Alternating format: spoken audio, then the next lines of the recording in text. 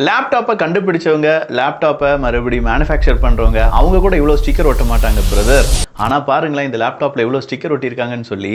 முக ஸ்டாலின் அவர்களுடைய ஸ்டிக்கர், கொஞ்சம் பேர் அந்த ஸ்டிக்கர் அழிச்சிடுறாங்க, கொஞ்சம் பேர் அந்த ஸ்டிக்கருக்கு மேல வேற லெவல் சம்பவங்கள்லாம் பண்ணிட்டு இருக்காங்க, எடிட் பண்றாங்க, கொஞ்சம் பேர் வால்பேப்பரை தூக்கிடுறாங்க.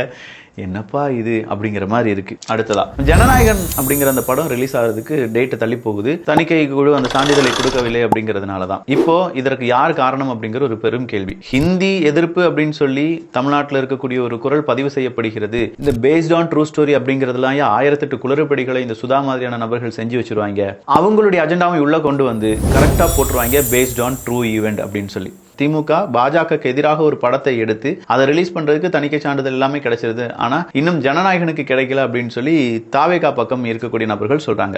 இதற்கெல்லாம் காரணம் மோடி அவர்கள் தான் அப்படின்னு சொல்லி நேரடியா பிரதமர் அவர்களே குற்றம் சுமத்துகிறார்களாம் தமிழ்நாடு காங்கிரஸ்.